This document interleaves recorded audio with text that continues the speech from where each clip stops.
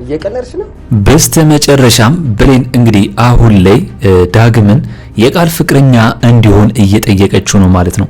አሁን ላይ ብሌን ያወቀችው ነገር አለ። ቃል የብሌንን እናት እንደምታውቅና እንደደበቀቻት ማለት ነው። ስለዚህ አሁን ላይ ብሌን ዳግም ከቃል ጋር እንዲሆን የፈለገችው ምንድነው?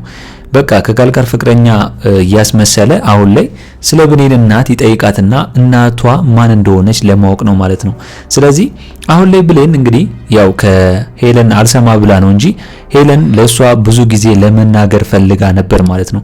ነገር ግን ያው የቃል ጓደኛ ስለሆነች እኔ ላይ ሞድ ሊይዙብኝ ነው ብላ ነው እንጂ ሄለን ተለውጣለች ብላ አላሰበችም፣ ወይም ደግሞ ተቀይራለች ብላ አላሰበችም ማለት ነው። ነገር ግን አሁን ላይ ለጥቅሟ ስትል እንግዲህ ዳግም ጋር ተመልሳ ሄዳ የቃል ፍቅረኛ እንዲሆን እየጠየቀችው ነው። ስለዚህ ለዘመናት የጠፋችባትን እናት ለማግኘት ይሄ ነው አማራጭ ብላ ያሰበችው። በኋላ ግን አሁን ላይ ዳግም ከቃል ጋር ከሆነ በኋላ በሚያሳልፉት ነገር እንግዲህ እየቀናችና እየተናደደች ዳግም እንዳትናገረው ነው የምፈራው ወደፊት ማለት ነው። ስለዚህ አሁን ላይ ብሌን የወሰነችው ውሳኔ አሪፍ ነው ብላችሁ ታስባላችሁ ወይስ የማይሆን ነገር ነው? እስቲ ሁላችሁም በዚህ ጉዳይ ሐሳብ አስተያየታችሁን ኮሜንት ላይ ማስቀመጣችሁ እንዳረሱ። እንግዲህ ቃል ሁሉን ነገር ለበኃይሉ ተናግራ ያው ሄለንን የሆነ ነገር ሳያደርጓት አይቀርም። ምክንያቱም በኃይሉ እንግዲህ ብሌንን ሲልካት ነበር ወደ ሱቅ ማለት ነው። ያው ሄለንን የሆነ ነገር ሲያደርጓት እንዳታይ ብላ ነው፣ ወይም ሰው አስመጥቶ የራሱ ሰዎች ያስወስዳታል፣ ወይም ደግሞ ሄለንን የሆነ ነገር አድርጓታል ማለት ነው። ምክንያቱም ሁሉንም ሚስጥር ስለምታውቅና ሰላም የብሌን እናት እንደሆነች ስለምታውቅ ቃል ደግሞ እዛ ቤት የገባችው ከበኃይሉ ጋር ለመዝረፍ ነው እንጂ ምንም ልጅ ትክክለኛ ልጇ እንዳልሆነች ስላወቀች ነው። ብሌን ይህንን ነገር ተደብቃ አልሰማችምም አላወቀችምም። ነገር ግን ሄለን ለብሌን ምን ያህል እንደምትቆረቆርና እንደተቀየረችም ጭምር ለብሌንም እንደምትከራከረም ጭምር አሁን ላይ ብሌን ተደብቃ ሰምታለች። ስለዚህ አሁን ላይ እንግዲህ ብሌን የወሰነችው ውሳኔ ይሄ ነው።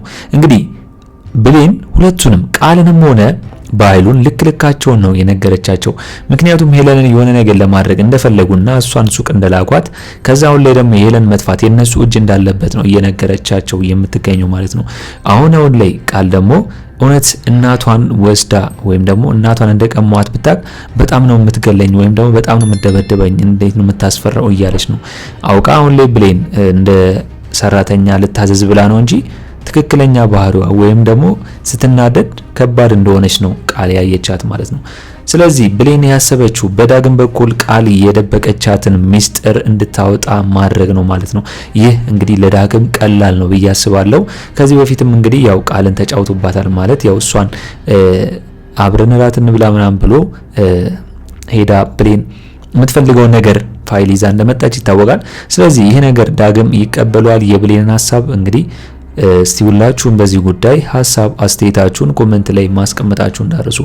እንግዲህ ሌላው ጉዳይ ደግሞ አሁን ላይ ዳግም በኃይሉ ከፀሐይ ጋር ከገነት ጎረቤት ጋር ሲያወሩ አይቷቸዋል ማለት ነው። መጀመሪያም ቢሆን ፀሐይ የምትባለው ሴትዮ ወይም ደግሞ ጎረቤት የገነት ምንም አልተመቸውም። በቃ የሆነ ነገር እንዳሰበች ነው እያሰቡ ማለት ነው። አሁን እሱ ወደ ቤቱ ሲመለስ ነው ከበኃይሉ ጋር እያወራች ያገኛት። ስለዚህ አሁን ላይ ዳግም እንግዲህ ያችን ሴት ጎረቤቷን ፀሐይን በደንብ ነው ያስጠነቀቃት።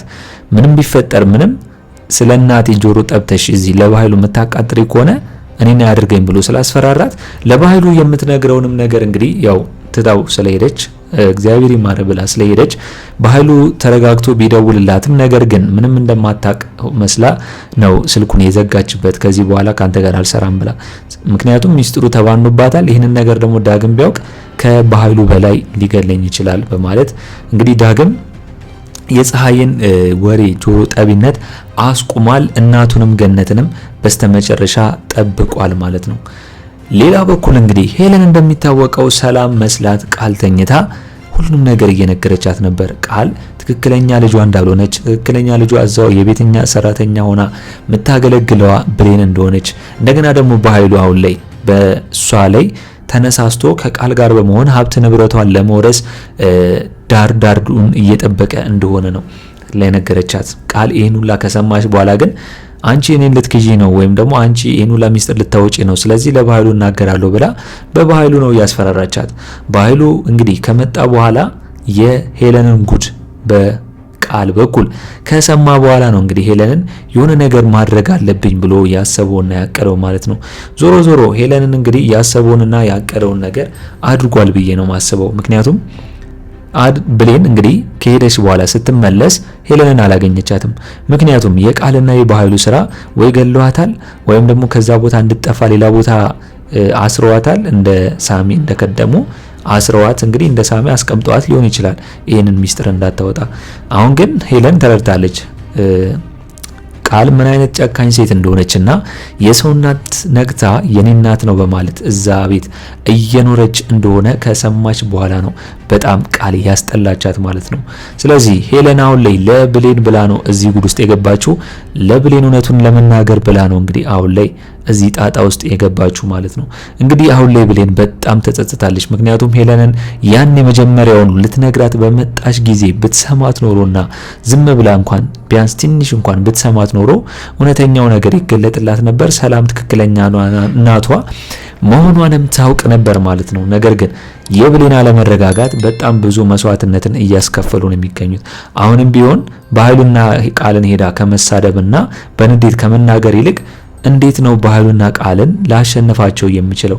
በምን በኩል ሄጄ ነው እነሱን እናቴንም ማግኘት ምችለው ሄለንንም እንግዲህ ነፃ ለማውጣት ምችለው የሚለውን ብታስብ ይሻላል እንጂ አሁን ላይ ሌላ ነገር በቃ ከባድ ነገር ማሰቧ ወይም ደግሞ እዛ ጋር ፊት ለፊት ሄዳ መጋፈጧ ከነባይሉ ጋር ያሳደገቻትን እናት ገነትን ሊያሳጣት ነበር ማለት ነው።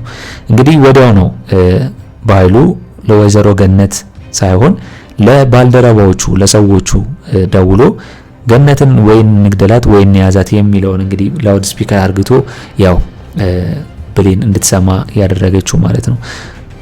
ሰላም እንዳያችኋት ከመጣች በኋላ ቀውጧለች። ምክንያቱም ብሌን ልትናገር የፈለገ ነገር እንደነበርና ነገር ግን እነሱ እንዳስቆሟት ወይም ደግሞ እንዳትናገር እንዳደረጓት ያህል ነው ራሷ ሰላምን ቢሆን የተሰማት ማለት ነው። ሰላም አሁን ላይ ብሌን እናቷ መሆኗን መች ነው የምታውቀው? ከዚህ በፊት ቃልን እንግዲህ ምንም ልጅ አትመስይም ብላታለች። ምንም የልጅ ከለር እንኳን የለሽም፣ ምንም የልጅ ጸባይ እንኳን የለሽም፣ ሌላ ሰው ነሽ፣ ከሌላ የተወለድሽ ነው የመሰለሽኝ እያለቻት ነበር። ይሄ ነገር ደግሞ አሁን ላይ ቃል አስፈርቷታል። ምክንያቱም መቼ ነው የሆነ ነገር የራሴን ነገር ከዛ ቤት ይዤ ሳልወጣ እውነቱን ብታውቁ ሰላም ምን ሊፈጠር ይችላል ብላ እየፈራችና እየሰጋች ነው ያለችው ማለት ነው። ስለዚህ አሁን ላይ ቃል የጀመረችውን እስከምትጨርስ ድረስ ብሌንን አፏን ማዘጋት አለባት። በማን በበኃይሉ ለገነት በመደወል ነው እያስፈራራት የሚገኘው ማለት ነው። እንግዲህ በሌላ በኩል ደግሞ አሁን ላይ እንደሚታወቀው ዳግም እንግዲህ ከብሌን ጋር መታረቅ ይፈልጋል፣ ከሷ ጋርም አብሮ መሆን ይፈልጋል። ነገር ግን አሁን ላይ የራሱ ጉዳይ አለው። እንደገና ብሌንን ለምኗት እንግዲህ በስተመጨረሻ ራሷ ተመልሳለ ጥቅሟ ስትል ከቃል ጋር እንዲሆንና ፍቅረኛ እንዲሆን እየጠየቀችው ነው ማለት ነው። እንግዲህ እንደሚታወቀው አሁን ላይ ዳግም ያው የብሌንን ሀሳብ የማይቃወም ነው፣ ይቀበላታል። ከቃል ጋር ለትንሽ ጊዜ ፍቅረኛ ሆኖ ያሳያትና ያው እናቷ ማን እንደሆነች እንግዲህ አስክሮ ካስወራትና ካስለፈለፋት በኋላ ከቃል ጋር የነበረው ነገር በአንድ የሚቋጭ ይሆናል ማለት ነው። ነገር ግን ቃል ላይ መጫወት ነው እንደ ድሮ ማለት ነው። ያው ቃል ሁልጊዜ አንተ እየተጫወትክብኝ እየሄድክብኝ ነው አልለቀም ስላለችው ከባድ ነው የሚሆነው ብዬ ነው ማስበው። እንኳን አሁን ላይ ቃል በኃይሉም ቢሆን ዳግም ላይ እየዛተበት ነው የሚገኘው። አሁን ላይ የወጋውን ስላረሰው የወጋ ቢረሳ የተወጋ አይረሳም እንደሚባለው አሁን ላይ በኃይሉ ቀን እየጠበቀ ነው ለዳግም ማለት ነው። ስለዚህ አሁን ላይ በኃይሉ የሰራው ወንጀል ስለ ሰለሞን አለመስማቱ ምን እንደሆነ አለመስማቱና እንደገና ደግሞ ዳግም አሁን ላይ አባቱ በባህሎች መሞቱን አለመስማቱ ጠቀመው። ነገር ግን ይህን ነገር ከሰማ ወዲያው በኃይሉን የሚያስወግደውና የሚጨርሰው ነው ይመስለኝ። እስቲ እናንተስ በዚህ ጉዳይ ሁላችሁም እየተሰማችሁን ሐሳብ አስተያየታችሁን ኮሜንት ላይ ማስቀመጣችሁን እንዳረሱ። እንግዲህ ከበቂ በላይ ነው ቃል ጓደኛዋ ላይ ሰራችላት ማለት ነው። አሁን ላይ ሁሉንም ነገር ባትናገር ኖሮ ለባህሉ ያው በኃይሉ ዞር ብሎ ሄለንን እንደዚህ ሊያደርጋት አይችልም፣ ወይም ደግሞ ብሌን ልኮ ሄለንን ከዚህ ቦታ ሊያስጠፋት አይችልም። ነገር ግን አሁን ላይ ሄለን የጠፋችበትን ምክንያት ሰላም ጠይቃ ነበር። ነገር ግን ብሌን ምንም እንደማታቅ ነው ዝም ያለችው፣ ልትናገር እያለች ነገር ግን ስላስፈራራት በእናቷ ያው ለእናቷ ስትል ነው አሁን ላይ ዝም ያለችው። አሁን ግን የሄለንን ነገር በቀል ለመበቀል ነው ራሷ ያሰበችው፣ ወይም ደግሞ ሄለን ልትነግራት የፈለገችውን ነገር በዳግም በኩል ለመስማት ሞከረች ይመስላል። እናንተስ እስቲ በዚህ ጉዳይ ምን ታስባላችሁ? ሀሳብ አስተያየታችሁን ኮሜንት ላይ በማስቀመጥ ማድረስ ትችላላችሁ። እንግዲህ በእኔ በኩል የዛሬው አስተያየቴ እንን ይመስል ነበር። አደራ ክፍል ቶሎ እንደተለቀቀ እኛም በኮሚኒቲ ፖስታችን ስር ወደው ለእናንተ የምናስቀምጥላችሁ ይሆናል ማለት ነው። ለቻናል አዲስ ከሆናችሁና ሰብስክራይብ ያላደረጋችሁ ካላችሁ ሰብስክራይብ በማድረግና የደወል ምልክቱን በመጫን ቤተሰብ እንድትሆኑን በአክብሮት እንጋብዛለን። በቀጣይ ክፍል እስከምንገናኝ ድረስ መልካም ቆይታ ይሁንላችሁ። ቻው ቻው።